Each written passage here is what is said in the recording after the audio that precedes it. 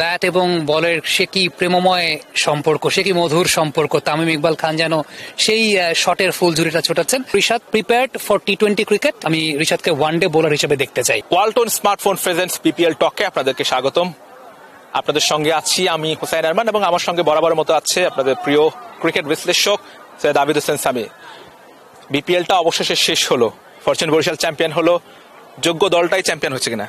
একেবারে যোগ্য দল হিসাবে ফরচুন বরিশাল চ্যাম্পিয়ন হয়েছে এবং আপনি যখন কাগজে কলমের জায়গাটা দেখবেন, ফরচুন বরিশাল যেভাবে একটা স্টার সমৃদ্ধ লাইন আপ, ম্যাচিউরড ক্রিকেটারে পরিপূর্ণ, চিটাগাং কিংস সে জায়গাটায় একটু খর্বশক্তির ব্যাটিং লাইন আপ, তারপরও তারা যেভাবে পারফর্ম করেছে আমার কাছে মনে হয় ক্রেডিটটা চিটাগাং কিংসকে দিতে হবে। একটা বোলারের শর্ট ছিল তাদের, বাট ম্যাচটা কম্পিটিটিভ হয়েছে। দিন শেষে deserving winner Fortune Barishal, no doubt about that. কারণ আপনি এটা প্রত্যেকেই বলবেন যে ফরচুন বরিশালের যে লাইন আপটা ছিল তারা এই ম্যাচটা জয় বা এই টুর্নামেন্টটা জয় করার জন্য deserving, but very good fight by Chittagong Kings.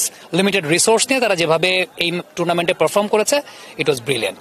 আলিস থাকলে কি ম্যাচের দৃশ্যপটটা একটু ভিন্ন হতে পারত? কম্পিটিটিভ হতো, একটু দৃশ্যপট ভিন্ন হতো। কারণ চিটাগাং কিংসের যে বোলিং লাইন আপটা, তারা কিন্তু পাওয়ার প্লেতে আলিস আল ইসলামের একটা বা দুটো ওভার তারা করে, তাদের কম্বিনেশনটা ওই রকমই। সো আলিস না থাকাতে চিটাগাং যতটুকু কম্পিটিটিভ করতে পারতো ততটুকু কম্পিটিটিভ করতে পারে না। তাদের একটা বোলার আসলে একেবারে শর্ট ছিল। এটা দেখলে আরো ভালো লাগতো যে এত বড় রান যখন করেছে চিটাগাং কিংস, আলিস আল ইসলাম সেটাকে কিভাবে ডিফেন্ড করতেন। এবং সেই জায়গাটাতে আমার কাছে আজকে বিনোরা ফার্নান্দোকে একটি ইনডিসিপ্লিন মনে হয়েছে। বোলিং লাইন মেনটেন্যান্স, প্রপার সুইংটাও আদায় করতে পারছিলেন না এবং লাইন মেনটেন্যান্সের জায়গাটা আমার কাছে মনে হয় যে বেসিক থেকে আজকে বিনোরা অনেক বেশি মাত্রায় সরে এসেছিলেন। একটা ক্যাচও কিন্তু ধরতে গিয়ে তিনি ধরতে পারেন নাই, ট্রাইও করেন নাই খুব সম্ভবত। সো সবকিছু মিলিয়ে চিটাগাং এর বোলিংটা আজকে অন্যান্য দিনের তুলনায় মনে হয়েছে একটু ইনডিসিপ্লিন। হ্যাঁ, আলিসার না থাকাটা একটা যেমন বিষয়, ঠিক তেমনি ভাবে এক্সিস্টিং যারা ছিলেন খালেদ আহমেদ বাদে আমার কাছে ইমপ্রেসিভ মনে হয়নি চিটাগাং এর বোলিং। রিশাদ হোসেন শেষ ওভারে ম্যাচটা জিতিয়ে নিয়েছেন। আসলে এমন একটা ম্যাচে আসলে চাপ সামলে এভাবে ক্রিকেট খেলাটা, ফাইনাল ম্যাচ, আসলে রিশাদ আসলে ব্যাটিং সামর্থ্যের কি একটা প্রমাণ দেয় কিনা যে রিশাদ চাইলে পরিপূর্ণ অলরাউন্ডার হতে পারে? আগেও তো সেটা আমরা দেখেছি, শ্রীলঙ্কার সঙ্গে একটা ওয়ানডে ম্যাচ রিশাদ বের করেছেন। রিশাদের সবচেয়ে অ্যাডভান্টেজটা কি, 6 ফিট 4 ইঞ্চি লম্বা, তো রিচটা অনেক বড়। যেটা হয়তো বা আপনার আমার হাইটে আমাদের রিচ করতে যতটুকু কষ্ট করতে হবে, রিশাদের এক রিচেই হয়তো বা গুড লেন্থের বলকে তিনি ফুল লেন্থের বানিয়ে খেলতে পারেন।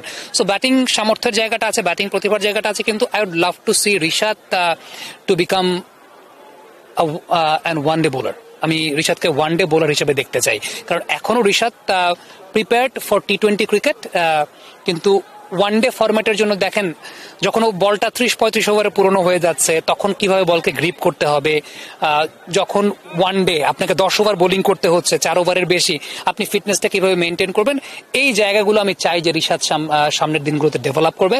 মুশতাক ভাই আসছেন ন্যাশনাল টিমে, আবার জয়েন করছেন। আমার কাছে মনে হয় যে যেভাবে টি-20 ক্রিকেটের জন্য তৈরি করেছেন রিশাদকে, ঠিক তেমনি ভাবে 50 ওভার্স ফরম্যাটের জন্য রিশাদকে আরো বড় পরিসরের জন্য তিনি হয়তো সেই সহযোগিতাটা করবেন। তামিম ইকবাল বড় মাপের ক্রিকেটার, বড় ম্যাচে যে ইনিংসটা খেলেছেন তার চেয়ে বড় কথা আপনি হয়তো খেয়াল করছেন আজকে তার শটগুলো একদম চোখে লেগে থাকার মতো। তামিমের ইনিংস নিয়ে কি বলবেন? ট্রিমেন্ডাস। আমি কমেন্ট্রি থেকে একটা কথা বলছিলাম যে ব্যাট এবং বলের সে কি প্রেমময় সম্পর্ক, সে কি মধুর সম্পর্ক। তামিম ইকবাল খান যেন সেই শটের ফুলঝুরিটা ছোটাচ্ছেন।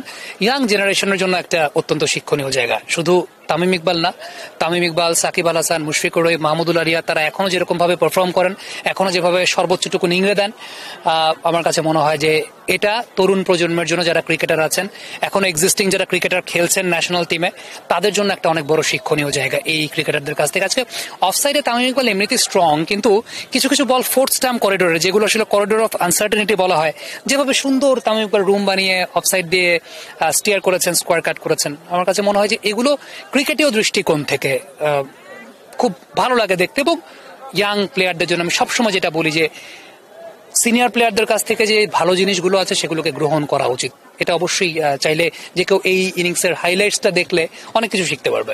তামিমকে আজকে আনুষ্ঠানিকভাবে বিসিবি বিদায় দিয়েছে। সেই বিদায় অনুষ্ঠানে তামিম কিন্তু সাকিব আল হাসান, মাশরাফি বিন মুর্তজার অবদানের কথা স্বীকার করেছেন। বাট আমরা অনেক কথা বলি যে তামিম ইকবালের সঙ্গে সাকিব আল হাসানের দৈরত, কিন্তু এরপরে তামিম যে এত বড় একটা মঞ্চে সাকিব, মাশরাফিদের অবদানের কথা স্বীকার করেছে, এটা থেকে কি শিক্ষণীয় বা আপনি এটাকে কিভাবে মূল্যায়ন করবেন?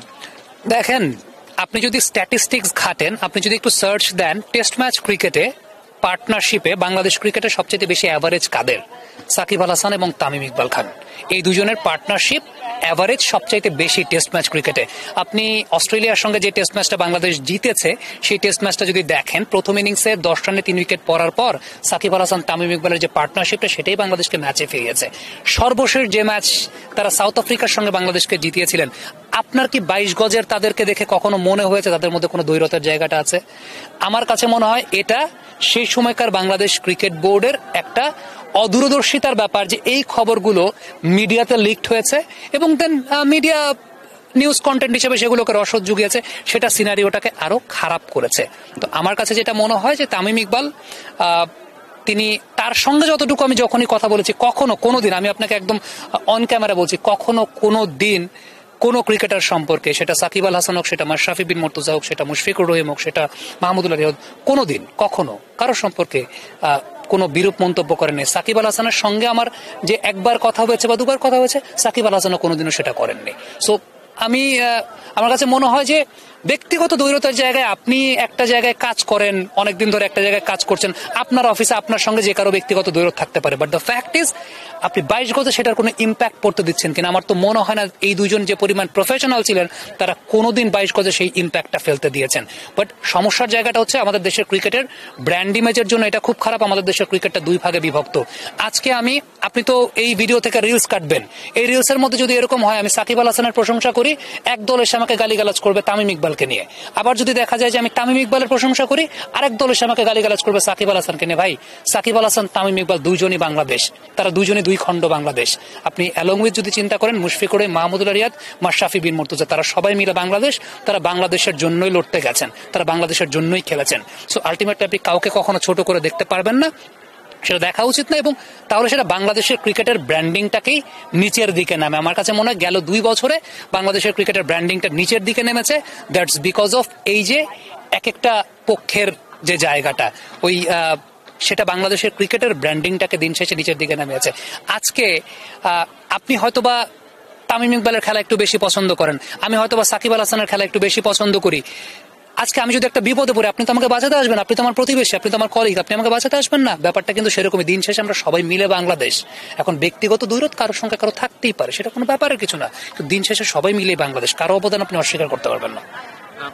আজকে যদি সাকিব আল হাসান বিপিএল এ খেলতেন তাহলে কিন্তু ফাইনালটা সাকিব বনাম তামিমেরই হতো, এবং আমরা চট্টগ্রাম টিম ম্যানেজমেন্ট বলেছে না যে আসলে এই দলটা কিন্তু সাকিবের সাজানো, প্লেয়ারগুলো সাকিবের চুজ করেছে।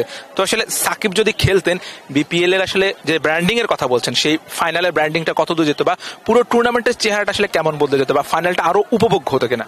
সাকিব আল হাসান যদি খেলতেন, যদিও সাকিব আল হাসান এই মুহূর্তে বোলিং এর জায়গাটা থেকে নিষিদ্ধ আছেন, বাট আমি ধরে নিচ্ছি যদি সাকিব আল হাসানের বোলিং অ্যাকশন নিয়ে কোনো সমস্যা না থাকতো, ব্যাটিংটাও তিনি ঠিকঠাক মতো করতে পারতেন, সাকিব আল হাসান এই টুর্নামেন্টের ম্যান অফ দ্য সিরিজের সর্বোচ্চ দাবিদার তিনি থাকতেন। দেখেন, এই টুর্নামেন্টে আপনি খুব impact performance man of the টুর্নামেন্টের জন্য খুশদিল শাহর কাছ থেকে আমরা খুব ডমিনেটিং পারফরমেন্স দেখেছি, কিন্তু যদি আজকে সাকিব আল হাসান থাকতেন, আপনি হয়তো বা কম্পিটিশনটা ওইরকম থাকতো যে খুশদিল নাকি সাকিব, খুশদিল নাকি সাকিব, এরকমই থাকতো। মিরাজের ভাগ্যে জুটতো না, সেটা আমি বলতে পারছি না, বাট যে মাপের performance as a man of the tournament Shakib Al Hasan একদম ক্যারিয়ারের শুরু থেকে, বিপিএল এর শুরু থেকে সাকিব আল হাসান করেছেন, আপনি একটু চিন্তা করে দেখেন, ওই মাপের পারফরমেন্স এই বিপিএল আমরা কন্টিনিউয়াসলি আসলে দেখতে পাইনি। প্রথম 2 আসরে যখন তিনি ম্যান অফ দ্য টুর্নামেন্ট হয়েছিলেন, আপনি চিন্তা করেন কতটা ডমিনেটিং পারফরমেন্স ছিল, এবং তার ক্যারিয়ারের তিনি যে পর্যায়ে থাকেন না কেন, সাকিব আল হাসান থাকা মানে এটা ডেফিনেটলি যে কোনো একটা দলের জন্য একটা বাড়তি রসদ। আজকে চিন্তা করেন চিটাগাংয়ের ওই সময় 4টা ওভার, সাকিব আল হাসান থাকলে পরে 4টা ওভার কতটুকু কম্পিটিটিভ করতো ম্যাচটাকে। তো সবকিছু মিলিয়ে এটা অস্বীকার করার কোনো কিছু নেই। যদি টুর্নামেন্টের ফাইনালটা সাকিব তামিম ফাইনাল হতো, ব্র্যান্ড ইমেজের জায়গা, সবকিছু মিলিয়ে এটা অন্যরকম একটা ম্যাচ হতো। অনেক আলোচনা সমালোচনা হচ্ছে এবারে বিপিএল নিয়ে, অনেক নেতিবাচক দিক যেমন আছে, ইতিবাচক দিকও আছে। আপনারও নতুন জার্নি ছিল এই বিপিএল এ, আপনার জার্নি, ওভারঅল উইকেট, দেশি ক্রিকেটের পারফরমেন্স সব মিলিয়ে আপনি এবারের বিপিএলটাকে কিভাবে দেখছেন? উন্নতির জায়গায় কোথায় আছে, কোথায় কাজ করলে আরো ভালো কিছু উপহার দেওয়া যেত?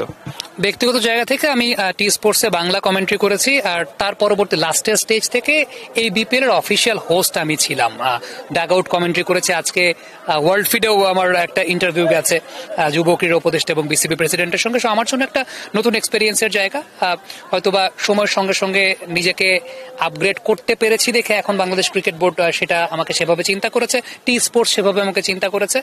So I am very much grateful to them.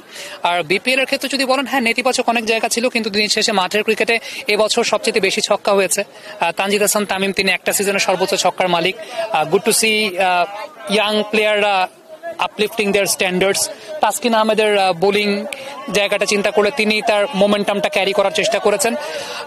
আমার কাছে মনে হয় যে আগামী আসরগুলোতে বিপিএল এর টাইমিংটা নিয়ে একটু চিন্তা করাটা খুব গুরুত্বপূর্ণ, কারণ একই সময় যখন আইএল টি20 এবং এসএ টি20 চলছে, এই টাইমিংটার জন্য আমরা আসলে কতটুকু ওয়ার্ল্ড ক্রিকেটের অ্যাটেনশনটা গ্র্যাব করতে পারছি, কতটুকু ওই মাপের প্লেয়ারদেরকে, বিদেশি প্লেয়ারদেরকে আমরা আনতে পারছি।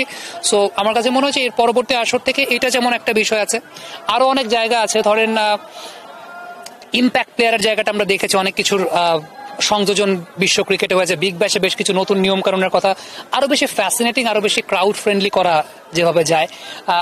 বিগ ব্যাশে আমরা দেখি টস করা হয় ব্যাট ফ্লিপ করে। ব্যাট ফ্লিপ করে কেন টস করা হয়? যাতে অস্ট্রেলিয়ার রাস্তাঘাটে যারা ক্রিকেট খেলে তারা যাতে কোনো প্রকার ইনফিরিয়রিটি কমপ্লেক্সে না ভুগে, যে আমরাও তো ব্যাট ফ্লিপ করে টস করি, বিগ ব্যাশেও সেটা ব্যাট ফ্লিপ করে টস করা হয়। তা ওরা বিগ ব্যাশটাকে ওন করে। আমাদের ট্রেডিশন তো আছে বাটাবাটি করে টস করা, কেন না যে আমরা বিপিএল এর মঞ্চে বাটাবাটি করে টস করবো? আরো কানেক্টিং, গ্রামে যে ছেলেটা বাটাবাটি করে টস করে, যার কাছে কয়েন নাই, ও কানেক্টেড ফিল করবে যে আচ্ছা আমাদের হীনমন্যতায় ভোগার কিছু নাই, বিপিএল ও বাটাবাটি করে টস হয়।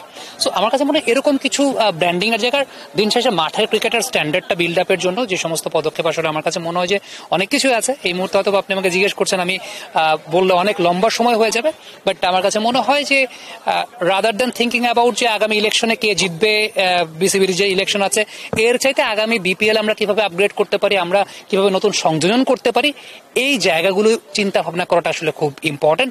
ক্রিকেট নিয়ে চিন্তা করাটা ইম্পর্টেন্ট, ক্রিকেটের বাইরের পলিটিক্স না। যখন আপনি ক্রিকেট নিয়ে চিন্তা করবেন তখন স্ট্যান্ডার্ডটা আপলিফট করতে পারবেন। আমি ভাবছিলাম আপনার কাছে প্রশ্ন করবো, শেষ প্রশ্নটা করতে চাই যে ইমার্জিং প্লেয়ার হিসেবে তানজিদ তামিমকে এবার নির্বাচিত করা হয়েছে। আসলে তানজিদ তামিম কিন্তু ইন্টারন্যাশনাল ডেবিউ হয়ে গেছে, এই জায়গায় অন্য কাউকে চুজ করা উচিত ছিল কিনা, কিংবা তাকে আসলে এই জায়গায় নমিনেট করাটা, এটা কিভাবে দেখছেন? আচ্ছা, ইমার্জিং প্লেয়ারের ক্রাইটেরিয়াটা আসলে কেমন থাকা উচিত বা এবার কেমন ছিল, I don't know about that. আমরা যেটা আইপিএল এ দেখি, ইমার্জিং প্লেয়ারের ক্রাইটেরিয়াটা থাকে আন্ডার-23 এবং আনক্যাপড প্লেয়ার। তানজিদ তামিম তো ক্যাপড প্লেয়ার হয়েছেন, অর্থাৎ তার তো ক্যাপড হয়েছে। সো আমার কাছে ব্যক্তিগতভাবে মনে হয় যে হয়তো বা আনক্যাপ প্লেয়ারদের মাঝ থেকে ওইরকম পারফরমেন্স আপনি দেখতে পান নাই, সেটা একটা কারণ হতে পারে। জিসান কিংবা আরিফুল তো সুযোগই পান নাই, হাবিবুর রহমান সোহানও পারফর্ম করতে পারেনি। তবে আমার কাছে মনে হচ্ছে আপনি যদি টি20-র আনক্যাপড প্লেয়ার চিন্তা করেন, মাহিদুল ইসলাম অঙ্কন could have been better choice. এটা আমার কাছে ব্যক্তিগতভাবে মনে হয়েছে। আই মাইট বি রং, কারণ তানজিদ তামিম তো অলরেডি টি20 ওয়ার্ল্ড কাপ খেলেছেন, টি20 তার খেলার ওই জায়গাটা আছে, বা তিনি প্রমিনেন্ট প্লেয়ার টি20 ক্রিকেটে। So if you ask me about that, আমার কাছে মনে হয় আমি ভোটটা দিতাম মাহিদুল ইসলাম অঙ্কনকে। আমি যেহেতু ভোটিং প্রসেসে ছিলাম না, সো এটা আমি বলতে পারবো না, বাট আমার কাছে মনে হয় যে মাহিদুল অঙ্কন হয়তো বা সেই জায়গাটা ডিজার্ভিং ক্যান্ডিডেট ছিলেন। আলিসের কথাটা আমি বলতাম, আলিসের বয়সটা যেহেতু একটু বেশি, ইমার্জিং এর জায়গাটা আপনি হয়তো বা ক্রাইটেরিয়াটাতে আলিসকে ফেলতে পারবেন না, বাট মাহিদুল অঙ্কন বয়স এবং সেই সঙ্গে তার ইন্টারন্যাশনাল ক্রিকেটের ডেবিউ যেহেতু হয়নি, ওই জায়গা থেকে হয়তো বা তিনি থাকতে পারতেন।